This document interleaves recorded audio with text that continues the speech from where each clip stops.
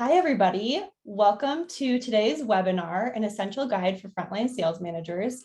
I'm Mari with Ambition, super excited to host this event with Nancy Maluso, Chris O'Connor, and Ernest. I'm so sorry, I forgot to say your last name. Owusu. So happy to have all of you on the line today. Before I jump to this amazing panel, I'm just going to go through a couple of quick housekeeping items, and then we'll jump in. So to begin, all of you here today are on mute. Along the way, we're going to have key points of discussion, and Nancy's going to lead us in the research, and then Chris and Ernest are going to go through some great takeaways from the field. And then we're going to have Q&A along the way. So I'm going to stay here. I'm going to watch the questions box. I'm going to watch the chat. And please just ask your questions along the way. I'll interrupt this amazing crew because it's a very casual conversation, and we'll just get your questions answered right away. Last thing, as always, you guys are going to receive the recording along with additional resources in the coming 24 hours. So if you miss any of the conversation or want to share it with your colleagues, watch for the email and you can forward it on. With that, I'm going to pass it over to the stars on the call. Kicking it off with Nancy here from Forrester. Thank you so much for being here. Hello, everyone. Nancy Maluso. I'm a principal analyst at Forrester, and in my role here, I get to work with sales leaders every day and talk to them about how to build and optimize their revenue engine. And it's great and fun and exciting work. I was a salesperson. I was a sales manager and a sales VP. I ran sales enablement and have done a number of other things, both in startups and in big companies. So it's a space I love, and I'm just really, you'll hear, I'm just get really excited about all things related to selling.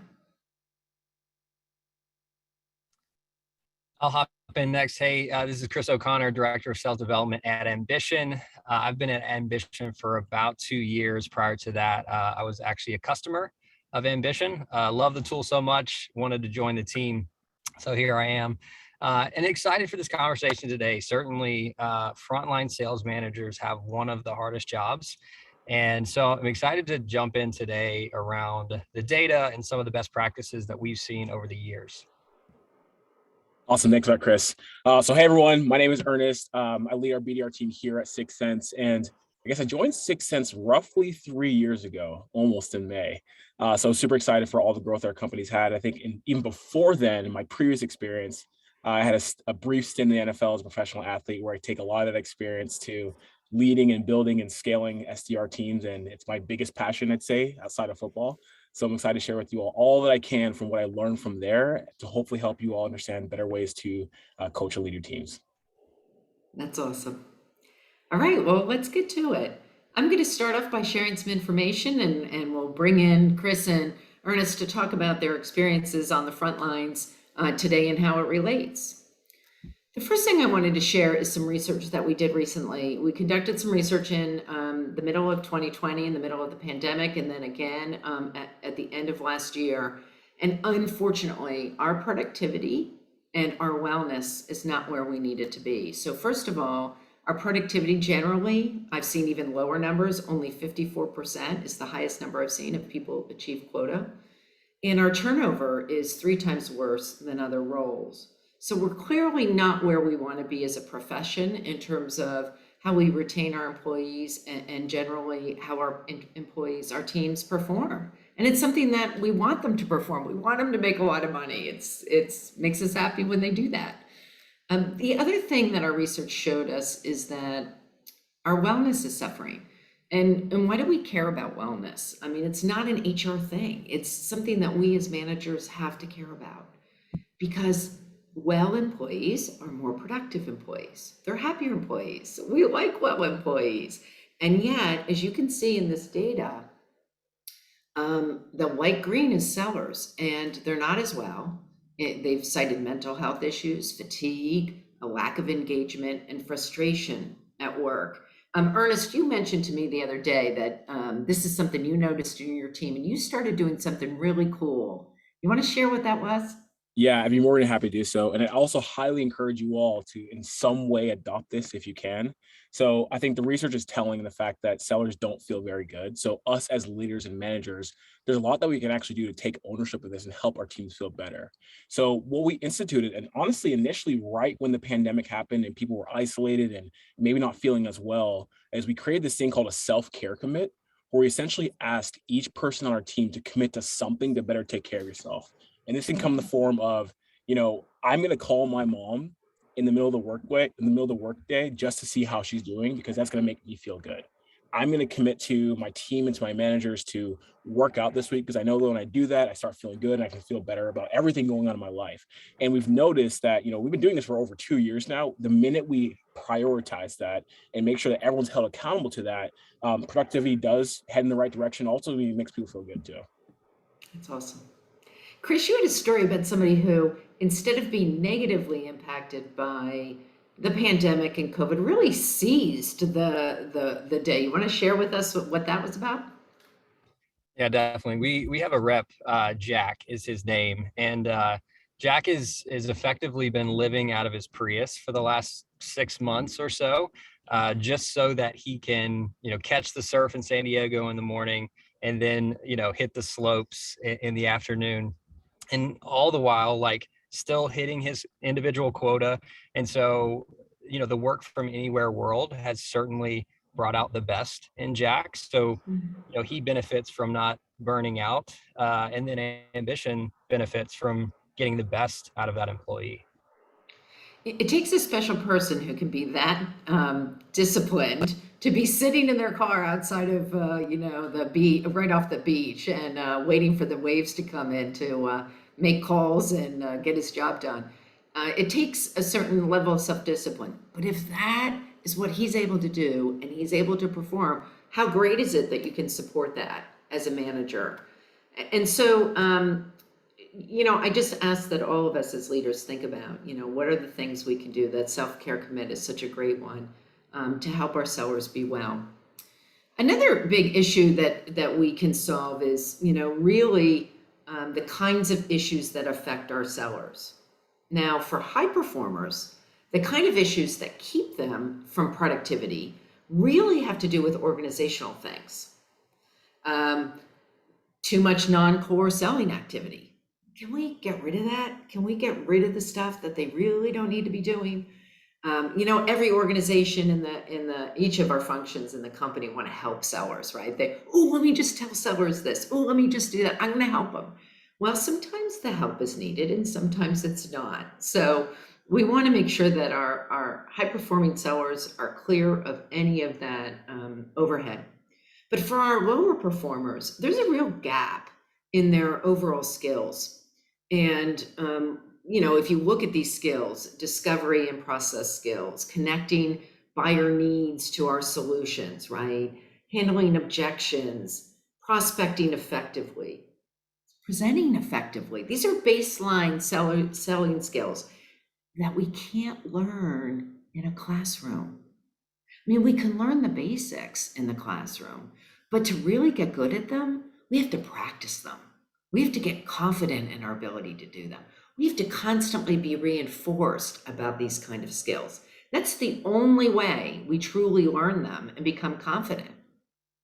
And what we've learned about this is that the sales manager, our sales managers, us, play a key role in helping our sellers do this. Sellers believe that the first line sales manager is the most impactful person in the company on their success, more important than any other role. And so what we're going to talk about today are some of the things that we as sales managers can do to help our sellers be more effective. So let me ask Chris and Ernest, when you think about it, how do you create the most impact for your sellers? When you think about your interactions with your sellers, what is the one thing or two things that you do that really makes a difference? Yeah. Go ahead, Chris. Okay. The first thing that comes to mind for me is availability. Now, I know that sounds, kind of easy, but it's like so much of our week is around coaching, and a lot of that is scheduled coaching. So one-on-ones, call coaching, But one of the things I talk a lot with my managers about is making sure that you maintain some unscheduled time on your calendar for those moments of impromptu coaching. I think what our sellers need is when they get off the phone and have a really bad call, or have a scenario that might be difficult to address. They need us in that moment. They don't need us a week later in our one-on-one session to address that. And so I think a lot about how we manage our time throughout the day, making sure that we have scheduled coaching, but then also keep the calendar open for some more impromptu coaching moments. And then the second thing I would say there is really the balance between accountability and encouragement. You know, when I think back on the best coaches or the best bosses I've ever had, they were that great balance of cheerleader, but then also tough love, right? And they weren't skewing to either one of those. So I think how we can be most impactful as coaches is striking the balance right there between accountability and encouragement. That's great. Ernest, how about you? Yeah, I'd say the number one thing we can focus on, and the beautiful thing about being in sales is every single thing that we're doing is skill related and we all can improve. And just as much as we're pressing on our reps to learn how to call better, learn how to pitch better, learn how to negotiate better, we as leaders can learn how to coach better. The act of coaching is a skill in the fact that, if you take a Socratic approach and use really strong questions, you can get more out of your reps. So actually spending time as a manager learning the right kinds of questions and the right kind of scenarios to pick and pull from your reps to get the most out of them is a skill that you can acquire, which will ultimately make your team better. So that's the first thing that we all can do as managers to improve. But, I think the second thing is, we talked a little bit about the being availability. The consistency of coaching is just as important. We're always doing a lot as managers, and there's a lot of in the scope of our responsibilities, but, consistently finding time to dedicate yourself to listening to calls, to providing feedback, to using data to source opportunities for your team, ultimately will put yourself in a situation to produce better for your team. But it's interesting too, because even as a manager, I think one of the first things that I realized, and a lot of my managers currently see this as well, is the minute you deprioritize that time for coaching, you actually will feel a decrease in productivity from your team. So there's an aspect that Chris mentioned of being available, but honestly holding yourself accountable to how much time am I actually spending per person each week to coach them, because if I don't, then it decreases the productivity from my reps. Hey team, we had a great question come through. Just to okay, go ahead, Mark. I think it's something both Chris and Ernest can answer. How do you be there for your team when they're remote or on the other side of the world? I know you guys both covered that a little bit, but feel free to deepen the answer. Yeah, I mean, I certainly, for better or worse, live in Slack. My reps know that they can reach me there quickly. We've also just tried to create this culture of still use a cell phone, give me a call in the moment. We also will do a FaceTime. Sometimes we'll call it a mini Zoom. But just leaning into all the communication channels. Certainly there's going to be moments when you're not available, but knowing that you're invested in their success as they are, that's what's key here. Yeah, and I think one thing we've done here, and this kind of aligns with our self-care commits, is we made a habit to say, hey, you know what, let's just go on a walk together. Even though we're not in the same place, let's both pick up our phones, go on a walk together, just to make sure that people are actually getting outside the office or other rooms, I should say. And that's a way that we've kind of put ourselves in a situation where the teams know that we will be available if they have any questions or they want to talk through anything, and ultimately helps them kind of just get out and feel better about themselves. It's interesting, this question of availability, because we know that as managers, you guys have so much, we have so much as managers to do for our team. In fact, when we look at the roles of managers, we see that our corporation asks a lot of us. First of all, we are managers of the business. So we're doing things like pipeline and forecast and, internal navigation and all kinds of stuff that we have to do. And unfortunately, many companies over-rotate on this role. Many managers over-rotate on this role because it's the one where, corporate sees me and I'm doing the job corporate wants me to do. Even though they do want you to make your number, we know that making your number means you're going to be a leader and you're going to motivate and inspire. It also means that you're going to be a coach and you're going to help people, as Ernest and Chris have been talking about.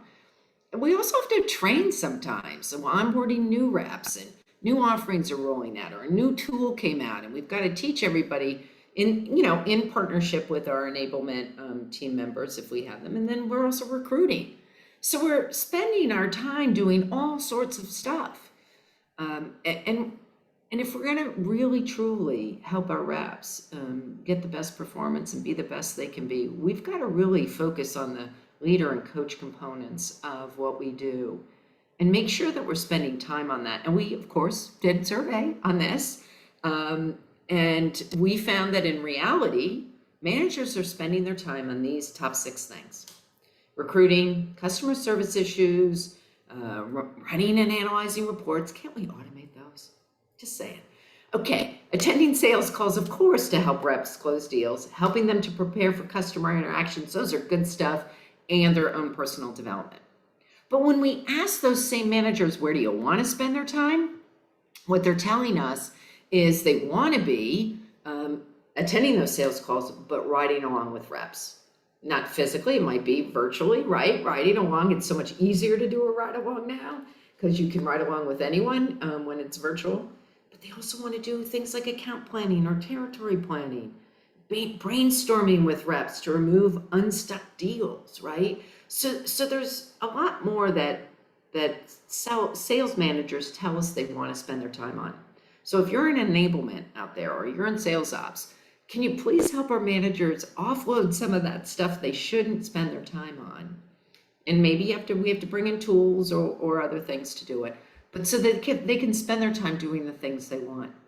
Now, what do our high-performing sales reps say they want from our managers? What is it that they're telling us? Okay, they want knowledge transfer through observations. They want to see someone else do it. So either we can show them how something can be done, role play it for them, or we can team them up with somebody who's really excellent at it. We can help them be able to observe others doing something that they're really good at. They want feedback on customer interactions. And we'll talk a little bit about feedback, but feedback's immediate, it's warm, and it's, also a dialogue. Ernest said he likes to ask, Socratically, what do you think? Where did you go? So that they can, self-assess during the feedback process. They do want help navigating internal stuff. They don't want to be bothered trying to figure out where to go for help. They do want to collaborate on strategy and especially around stalled deals. They do want help with individual skill training, not generic stuff. They want help figuring out what skills they need to develop that will make them close faster or help them close bigger deals. They want that kind of help. And finally, they told us they do want managers to help them close deals.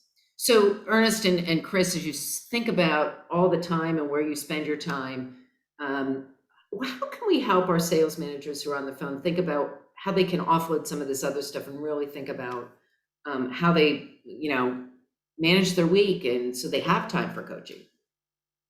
Yeah, I can start with that. So, I think the number one thing is when you look at, so first off, the information on feedback, I completely see that with the reps. They're always asking and want the feedback. Now, typically managers will have one-on-ones, and with our one-on-ones, we kind of get into a motion of like, all right, just treat it as a forecasting session or an updating session just to learn about what's going on in the business and how this person is producing. But the reality is, like, those are huge coaching opportunities where you can ask the reps to bring tangible things into the conversations to get feedback on it and give explicit reasoning and coaching around how to improve.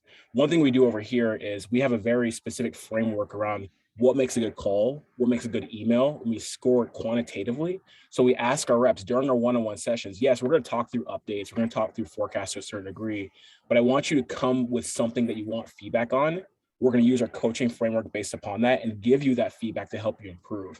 And the reality is, again, we do so much, and it is a lot throughout the course of the day. And there are many aspects of the business we focus on, but the very minimum, when we hold our one-on-one sessions, at least coming with something tangible and using some kind of framework to guide your team on that gives an opportunity to make someone better every single week. Chris, how about you? What do you think? Yeah, I love those slides around like what managers want to be doing and then what they end up actually doing. It's super interesting. I think one of the big things in this sales profession that we haven't done well is quantifying the impact of our coaching efforts. And so as a frontline manager, when it's hard to really understand like what's happening with my coaching, like is it really impacting my reps, you might end up gravitating towards more of those activities that are more quantifiable. I hired this many people, like conducted this many interviews. Hey, look at this really cool dashboard that I built for the team, right? All of those things are kind of like somewhat taking you away from those one-on-one like coaching moments. And frankly, that's part of the reason why we built Ambition. Some of the things that we noticed is coaching conversations more than likely are not documented. A lot of times they're not metric driven. Typically there's not a lot of like actionable follow-up either on the rep side or the manager side afterwards. And then last but not least, it's like hard to scale some of the coaching best practices. You might have a manager over here that's like running great one-on-ones, and you've got 2 or 3 managers over here who are just like doing their drive-by coachings and like not really holding people accountable. And so again, I think that's part of the reason why Ambition was created, is to bring structure to those coaching moments and be able to quantify that impact so that frontline managers can say, hey, I implemented X, Y, and Z, and this is what happened to my reps. So that's what I think we need to do better to help out our coaches. Team, we had a couple of questions come in during this section, so I want to make sure we get to them. Just to continue on the coaching train, someone asked, a new manager, you guys probably saw it in the chat, a new manager necessarily requires more coaching or different coaching than one that is 6 months or a year. How do you guys view the balance changing over time, if at all? I think both Ernest and Chris, you guys can certainly speak to this. So, well, let me speak to one thing first about balance and how we spend our time. In the course of a year, we're going to rotate in different, right? If it's the last month of the quarter, we may be focusing our time on helping to close deals and doing things like that. That's going to take a priority over some other stuff. Maybe when we're in planning mode, we're going to be doing a lot of reporting. And the point is that you try to have a balance of that you never forget about your team. You never forget about providing time for them during the week, even though the rest of your time might have to swizzle to some of these other things. If you've got gaps on your team and you have to do a lot of recruiting, you're going to be spending a lot of your extra time on that. What I always did as a manager that was very helpful to me is I planned my week, and I looked at my week and said, okay, what is going to be the demand on me this week as a manager, as a leader, or whatever it might be, and then try to carve out or think about in my mind what percentage of my time I was going to spend on each thing, and then just try to reflect it, to be very mindful of how I spent my time. But let's get back to the rest of the question, which is really, do we change what we coach on with people over time? So Ernest and Chris, what would you guys say about that? Yeah, I would definitely agree with that. Coaching is dynamic, and, part of the process is, I think, to what Chris mentioned, and a lot of what Ambition does is using data to understand what you actually need to coach on. Because, as a rep, like I might have started out the gates and have been phenomenal at calling or phenomenal at emailing. And some things might happen along the way where I might need to reinforce or relearn some fundamentals. And without using data, it's going to be really challenging to find that. So not necessarily getting stuck in the fact that you have someone who's been in a role. And this extends to both managers and reps. We're the exact same way as managers. Not getting stuck on the fact of tenure or years in a role as an indication of whether or not someone has the opportunity to be coached, but more so digging into the data as to what they need to be coached upon based upon what they're showing us. Yeah, that's a great answer. I mean, one of the things that we use to do that with the data is put that together in a skill versus will quadrant, so that we know pretty quickly, do I need to coach this rep on, hey, we need to figure out your time management because you just need to be able to do more activity, or is it a product of you're doing a lot of activity, but like the skill part is not there. We need to work on kind of the quality aspects of your work to get the outputs that we're looking for. So certainly, as they say, you treat every child different when you're coaching. Every rep needs something different to get to their maximum. Yeah, we also see that high performers tend to want more deal specific and macro economic sort of help. You know, they want to understand the key macro trends because they've already mastered the product line. They've already mastered the basics of selling. They understand how to do a good presentation. If they've been in role for a long time and they're a consistently high performer, what they want is more of the in-moment stuff. What's going on in the market? Help me make sense of this. Like for right now, it might be, what is the impact of the war on the Ukraine on my customers and how do I communicate that? So, you know, there's something for everybody. In fact, one of our clients did a benchmark and they coached low performers, the middle players, the middle pack, right? And the high performers, and they all improved with coaching. So they set up these tests and every single one of them improved their performance with just focus. So, you know, we think it's really important. Now, one of the other questions that just came in had to do with metrics and what you look at. When we work to set this up, we want to look at the level of skill somebody has, sort of get a baseline. What skills do we need to improve? We can get that from training, output from training. We can get that really just from self-assessment with the sellers. We want to look at their data that, you know, are they doing all the right activities? And are the activities converting the way we'd expect them to convert? And that data really helps us understand, wow, you know, their funnel looks really fat in the middle. I wonder what's going on here. Why is it so fat? Now, there might be a couple reasons. One, they don't know how to move them forward. Two, maybe they didn't qualify effectively. It should have never gotten that fat to begin with. So you want to dig into that, right? And start use the metrics to kind of tell you, where do I start observing and digging in? Chris or Ernest, anything to add to that? No, I think you hit on the nail. It's, you know, the conversion metrics associated with all the activities that are associated with their responsibilities will tell you what you need to coach off of. And again, like to the point you made around pipeline, you could have a sales rep who like has 100 deals versus someone who has 5 deals, but that person with 5 deals converts all of them versus the one with 100 doesn't convert anything. And an inability to see that kind of data and recognize the opportunities to coach on that puts you in a situation where you're just looking at activity and not making the right coaching opportunities. Yeah, there's something we said, I think, Chris, you said it earlier. You know, are we managing as a rear view mirror? Are we managing to the end number? Or are we really looking at the behaviors and the activities? Because that's where the change happens, in the behaviors and the activities.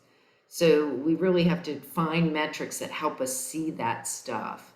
But it doesn't substitute for observing them in action and seeing how that's going, right?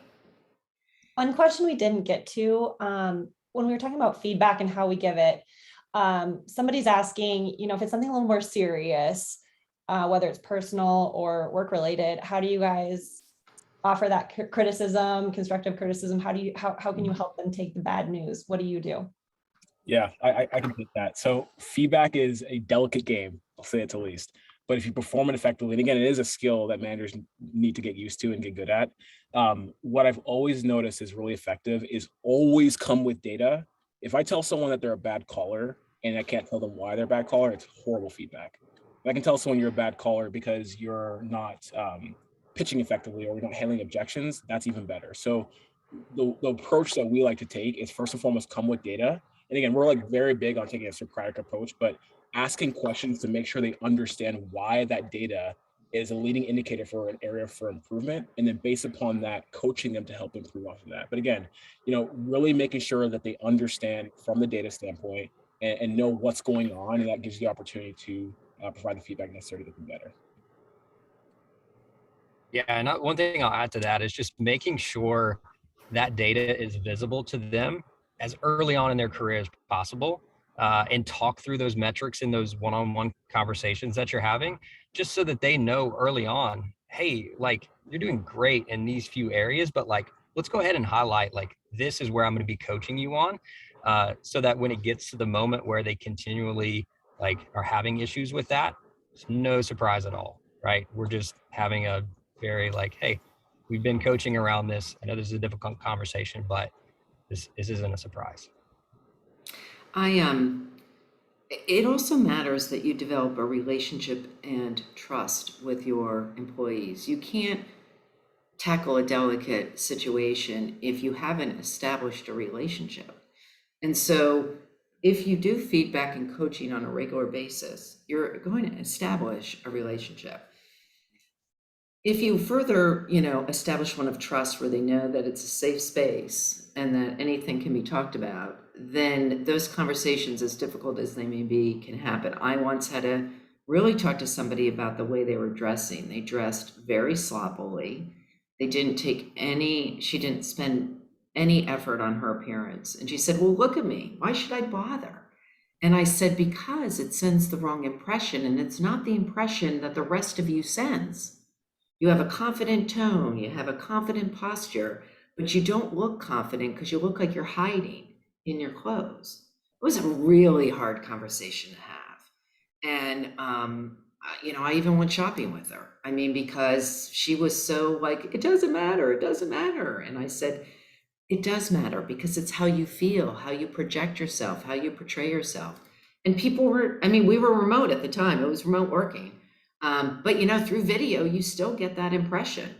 And so anyway, it was tough, but thankfully it went really well. And she sent me a note years later saying, hey, that really changed my life that you cared enough to talk to me about that. So I think those are important things. All right, let's keep going. We'll keep taking questions as we go, but let's keep going. So the first thing to help our managers be successful is we have to offload any non-productive tasks.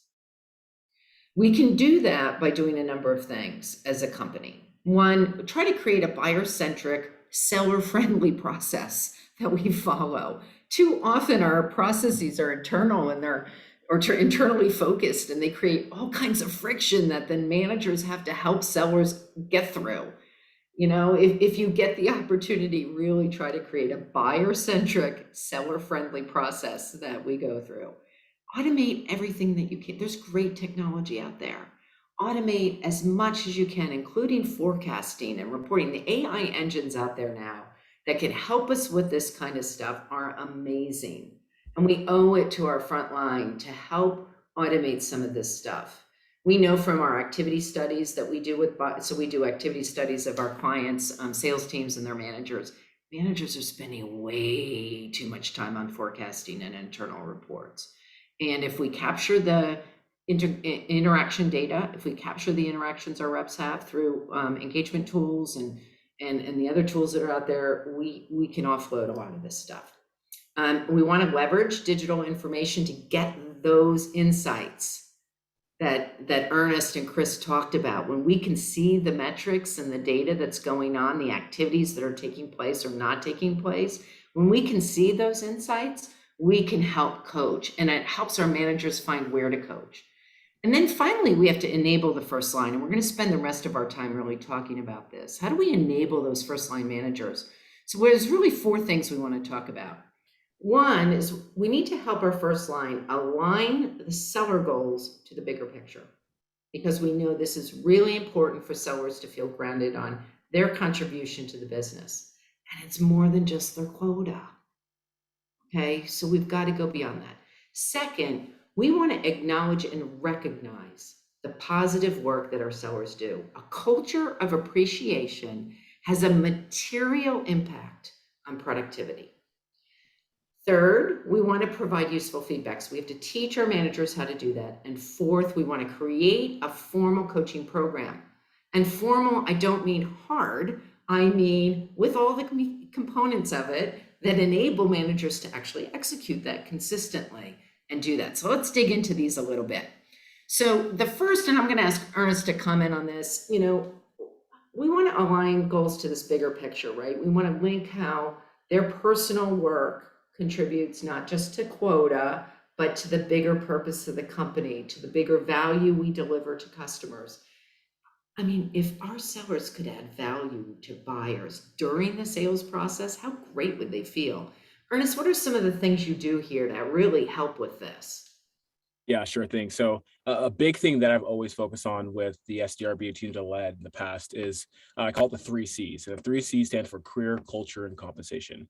And, we tie obviously our quota to these things, but at the end of the day, each BDR has the ability to impact not through their career, the overall outlook of our entire organization, as well as our culture. So making sure that, as they're pursuing their goals and they're trying to find ways to achieve success, they know that, it is quota and we need the business to succeed. But by producing quota, you're going to be that next rep that eventually will be the top performing rep that's going to help the company flourish to where we want to be. So making sure they're aware of that and constantly reinforcing it not only makes them see the bigger picture, but also motivates them to continue pushing forward. Awesome. Thank you so much. The sellers that we survey say that understanding how their goals tie to the bigger picture actually really helps their productivity, helps them focus and understand where they can contribute. The next thing is this culture of appreciation. And there's lots of ways that we can recognize sellers. Obviously, there's the formal way, right? There's they made their quota, they get recognized, they go to club, they're considered a high performer. There's those formal ways. But what are some of the other ways that we can recognize? Because we know that a culture of appreciation helps wellness and it helps productivity. So Chris, what are your thoughts about that? Yeah, certainly in the work from anywhere world, like I think this one has become so much more important. And frankly, like if we as leaders are honest with ourselves, I think it's probably the first one that falls to the back burner when we have 1,000 other things to do.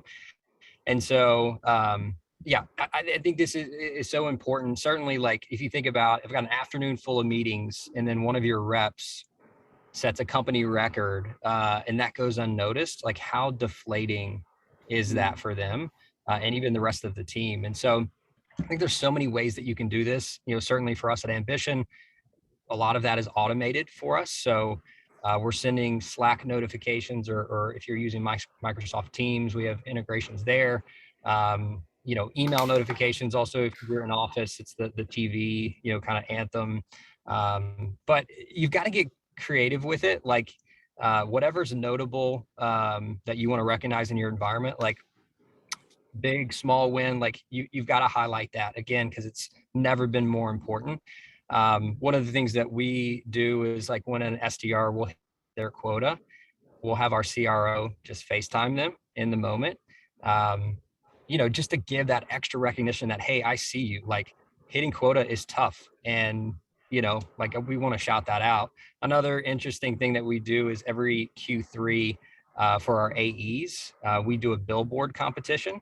So the top seller for that quarter gets to pick a billboard that they want to put up, like in their hometown or like, downtown Nashville, that Ambition will pay for. So that's like a very unique way of recognizing sellers. Yeah, we do at Forrester, we do a thing called bright spots. It's just within the research team. We're not even in sales, we're working with clients all day, and we do bright spots where we just acknowledge each other for great stuff that's happened. And a lot of times the biggest bright spots are, we had a difficult client, we had a difficult situation, and we had to get through it. And this is what we did to get through it. Sometimes it's not even the huge win, right? It's just the getting through the grind sometimes of difficult things. So, I would love to hear other ways that people acknowledge and recognize their sellers and their seller behavior. If you want to put some of those ideas in the chat, that would be awesome. Okay, we're going to talk about effective feedback, and Ernest is going to help us think through this. But in my experience, we want people to know they're going to get feedback, and we want to make sure they're okay with getting feedback. And we want the feedback to be warm, right? So it needs to happen close to when we observe something. For example, can I give you some feedback? Great. When you asked those open-ended questions today in that call, did you see how the buyer just opened up and shared all the stuff going on? And you did a really cool thing. You probed into that. You asked him for more. And you got really interested in what he was dealing with. That was great. Can you keep doing that? Because that was awesome. If we could take the time to observe and then do that kind of feedback, it's so powerful. And if we ask their permission, then if they're not and by the way, we've got to do positive feedback, not just negative feedback, right? It's really important. But sometimes, hey, I'm not in the mood, I have a headache, I know I did really bad on that, can we talk about it tomorrow? I can't take feedback right now. That needs to be okay too. that our sellers have the freedom to choose to put it off if they feel they need to. Ernest, what are some thoughts about this? Yeah, so I'm really happy you touched on the fact that you do want to create an environment of trust. That trust allows openness. But what I encourage everyone to do on this call, I think the most important thing is to have a defined way of how you're going to give feedback, right? Like know exactly how you're going to do it and honestly track yourself to see how well you're delivering that. What we do over here is, again, we're very data driven with how we provide feedback. And this can go in the form of like, hey, I noticed that you made 100 calls this past week. 2% of them converted into a meeting. Did you realize this? And then asking them that question kind of forces the issue to get them to understand a little bit more of what's going on. And you kind of probe a little bit more. And it's like, hey, so it sounds like you understand this. Do you realize the impact of this? Do you realize the impact of this helping you hit your number, helping you hit your goals? Right. So kind of helping the rep understand what's going on makes it a lot easier to say, hey, so I noticed that only 2% of your calls have been converting. Obviously this is an area for us to improve on. Here's how we're going to help you do that. As opposed to like, you're not calling well, go make more calls, which is the worst kind of feedback we get to someone. Right. We don't need to know what to do. We know what to do. Help us with how we do it, right? Exactly. Absolutely. 100%. 100%. So feedback, getting in the habit of giving feedback and being very prescriptive so that the seller knows, oh, here comes feedback. And because they're used to it, it comes in a certain way, positive and negative. It becomes much less threatening, right? So that we listen to it and we hear it in a very different way. So that's awesome. Now that's different. Feedback is very different from coaching, right? So when we coach somebody, it's a systematic process of developing key skills or knowledge. So coaching is different than feedback. Feedback says, I observed something, I saw something, I want to tell you what I observed. And, it's just but it's different if what you observed and the feedback you give points to an underlying skill that needs to be developed. Now, if you think of any professional out there, whether they're a singer or an athlete or, a senior leader in a company, many of them have professional coaches who help them with skills development. So to do that, all right, what we need to do to help our first line managers be good at coaching is to develop a program. And the program has to be based on the trusted relationship that we build with our sellers. And so we don't want our coaching plans to be food or fodder for some HR action, right? We don't want it to be about something else. We want coaching plans to be about skills and knowledge development. So it has to be trusted, even though it's going to be measured, okay, and tracked. It still needs to be trusted and safe. It needs to be employee-centric. So I think it was Ernest who said, look, every person's different and the things they need help with are different. So if, one needs help with discovery and another one needs help with competitive traps, then those are different skills. We're going to help develop them. And so we have to work with that employee to figure out what do they feel they need the most with, and, what is it specifically that we can do? And specific is the next step. We don't say, hey, go make more calls. That's not a coaching plan. A coaching plan says, you're struggling to make your calls. You said that you want to make more calls. Let's talk about what's preventing you. And you look at all the things that can contribute to making calls. And maybe it's not putting together a plan well. All right, well, your coaching plan is going to be, I want you to go spend some time with Joe, because Joe is outstanding at creating his plan. And then I want you to go watch Mary execute her plan, because she's really good at hitting, she's got specific times a day, specific days of the week that she hits her plan. Go observe them and think about it, and then let's talk. Then let's practice whatever key things you want to adopt. That's a specific coaching plan. If we put that kind of rigor in, and then we follow up, we've made a commitment, they're going to do certain things, then we're going to do certain things with them. It's a committed plan, and we follow up on it. We make sure it happens. We hold them accountable, we hold ourselves accountable. And then finally we measure it. Okay, we said we were going to improve the number of calls you make, and we said that one of the reasons was needing improved planning. Let's see how we do. You were struggling to make 50 calls a week before, now you're making 150. We've measured and gotten improvement. So that's generally what we mean by a specific plan. Chris, can you help us with your thoughts about your, coaching methodology and the framework that you guys use to coach? Yeah, I love this. Yeah, I'm glad that you put trusted there at the beginning. We talked about this earlier, but you have to establish that trust with your reps to be able to make any progress on the other things. I always start off my one-on-ones with, how are you doing? Like, let's talk about you, outside of work. How are you doing? And then one of the other questions that I've been throwing in recently is, when's your next scheduled PTO? And they always like get taken aback by that. But we got to think about, a lot of times sellers are like not going to take PTO because they feel that pressure of like hitting their quota. And we want to have that safe environment where have a healthy, employee and relationship. Like, they've got to make sure that they're leaning into that as well. So that trusted aspect is huge for me. It informs all of the rest of this equation. And certainly, like, as a manager, you have to figure out, like, are there certain aspects of coaching that I can get in the weeds on? Like, we're having trouble with some of our calls. How about I just make some calls with you, right? Like, that just helps further that trust. And then there may be moments where you have to step back as a manager and say, I actually am not good at that. Like, let me get you a resource or another book or a peer of mine who's great in this area. Like, not being afraid to make that suggestion as well. Someone asked the question, does feedback go both ways? And I wanted to comment on that and see if you guys had anything to add to that. I believe it does. There's a couple things I did as a manager that were really, really effective for me that I'll share. First of all, I had an independent person conduct a 360 on me and give me the feedback, which then I shared with my 360. And I made a commitment to my team. In particular, there was some feedback about something in my style that was a little intense. Can you imagine me being a little intense? Anyway, they wanted me to, dial it down. So this is the new improved version that you're getting. It's, so you can imagine I was pretty intense. And so I said, look, I got some feedback that I'm too intense and I need to learn how to change that because it's not healthy for you. So I'm going to work on it.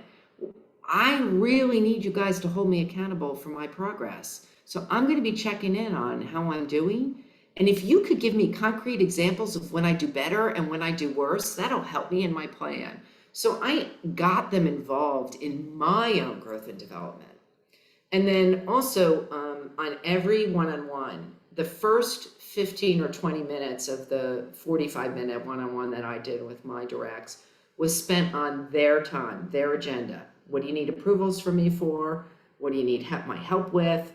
And do you have any feedback for me about something that I or the company could be doing better for you? And so every meeting we started that way. I'd say, it's your time, anything you want to talk about. And we lived in silence sometimes if they didn't have anything. And that was okay. I wanted them to know it was okay. Chris, Ernest, any other ideas about this two-way idea of feedback? Yeah, I can touch on that. It's interesting because at times we often, give ourselves a little bit too much credit for ability to really know each individual person. And I think, especially in this remote environment, one of the most often misinterpreted and confused things comes from communication. And if you're not asking your team for feedback on how you're delivering your communication to them and the best way to communicate to them, then you're missing the mark. And again, like, we at times just, I'd like to say it, might give ourselves a little bit too much credit in the fact that we think we can communicate with everyone accordingly. But the reality is it's not always happening, especially given the fact that we're missing some of the cues if we don't have teams that are completely in the office. So feedback is definitely two-way. And I think the strongest one that I encourage everyone to focus on is the communication piece. Yeah, well said. Chris, something to add? Yeah. Spot on, Ernest. One of the things that we just did this week was took it's called a 5 voices assessment. And it just talks through like personality style, like how you communicate and how you receive communication as well. And so that's going to be a team exercise that we're going to go through together, both as leaders, but then as rep and leaders, just to talk through like well, you might be hearing the communication differently than I was expecting. So like, that'll help inform next time, how I communicate things. So I think that's important to always be thinking about that, especially in the remote world. Awesome. Mari, any other questions that we should tackle at this point? There are a couple of cool ones that came in, some in the chat, some just kind of to us panelists, but people are really talking a lot about the work from anywhere world. And I think we just, how are we rethinking the tools and support we're giving to our revenue teams? You guys are hitting it on the head. Is there anything else related to that you'd want to cover?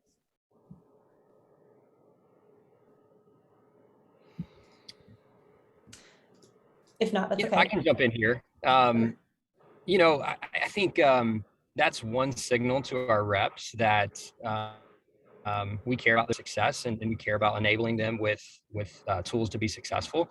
To use like a live example here, my team just purchased 6 Cents, Ernest company, and it's been hugely impactful for us to have the data and insights on who are the right people to reach out to, when are the right time to reach out to them.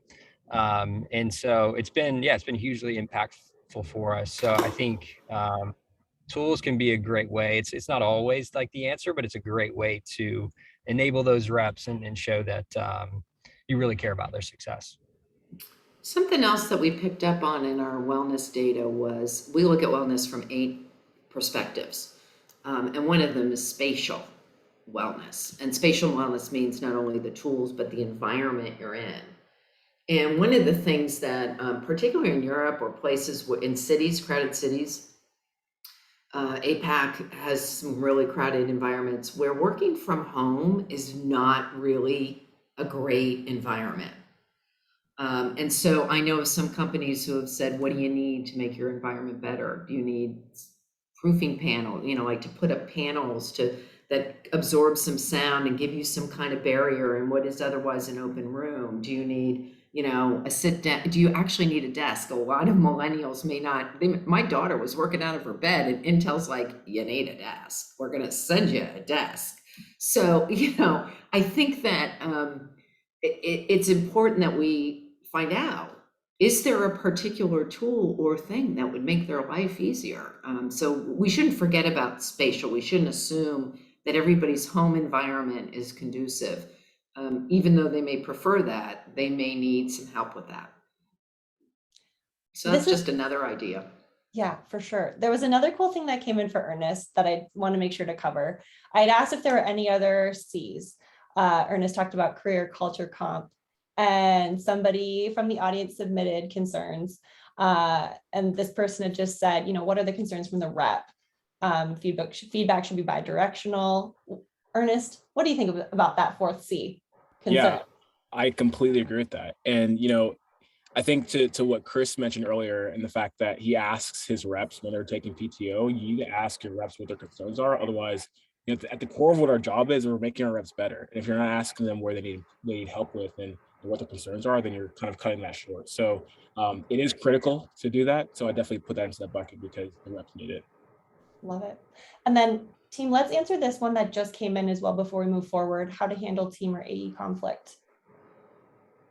Yeah, I can speak on your that. Advice. I can speak on that a bit. And Chris, I'm sure you have some stories as well.